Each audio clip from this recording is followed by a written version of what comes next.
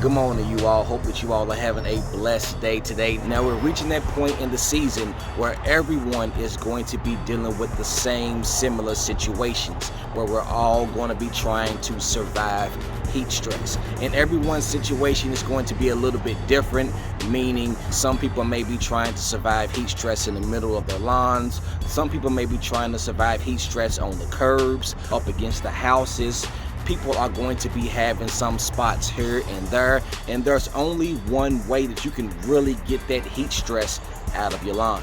The main way that you can be able to survive this period where we're going through heat stress is giving your lawn some consistent water. Now, I know a lot of people are going to say, hey, I don't want my water bill to be high.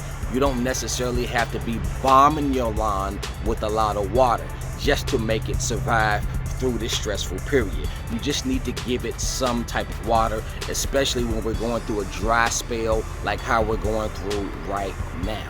So let me go ahead and give you some tips of some things that you don't want to do. Number one, you don't want to yo-yo your lawn where you're bouncing it out of heat stress and then you're letting it go back into heat stress. For example, let's just say you're giving your lawn some water for a couple of weeks straight because we're dry and we're humid.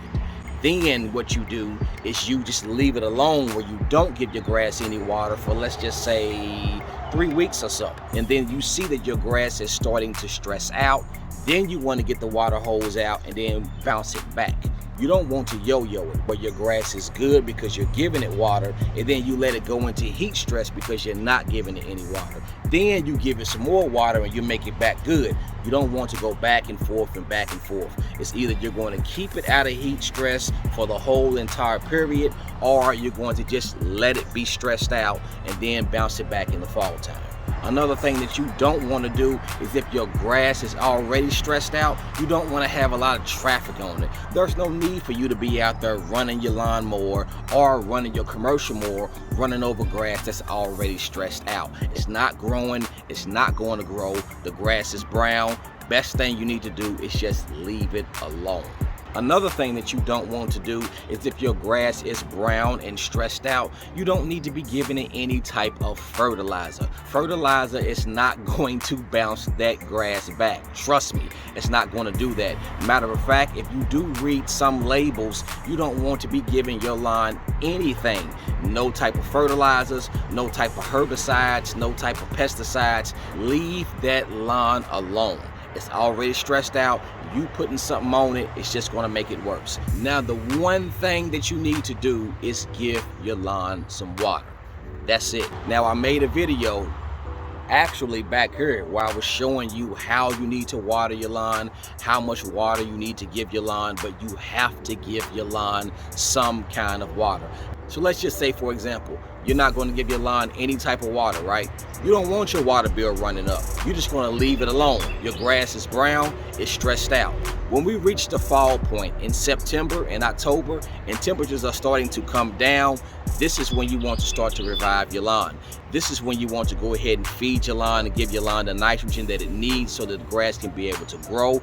This is when you want to start giving your lawn some water. If you do have the funds to be able to do an aeration on it, that can be able to help also because you're actually pulling plugs, which means those nutrients and water can be able to get down deeper than what they normally would get. This is when you want to start to revive your lawn. And your lawn will slowly bounce back on its own because of the cooler temperatures and because of rain. And this is going to be a point in time if you have some areas that are just completely dead and they're not going to come back, where you want to do some reseeding, where you can just do an overseeding in a small area, or you may have to do an overseeding just sporadically throughout your lawn just to put in some new cultivars and to fill in those spots where that grass was basically beaten up by the sun and then it eventually end up dying. In the fall time, this is when you want to do those things. So if your lawn looks like this, you're giving it water, you still can be able to feed your lawn throughout the summertime. Just make sure that you're spoon feeding it and you're not giving it a lot of nitrogen. The grass is not growing vigorously because of the heat. It doesn't want to grow vigorously, so don't give it a lot of nitrogen trying to push it to make it be able to grow, especially when we're trying to survive heat stress. Feed a little bit just to give it some color, but don't feed it a lot. Now, if you're going to water your grass, the best time to water your lawn is early in the morning.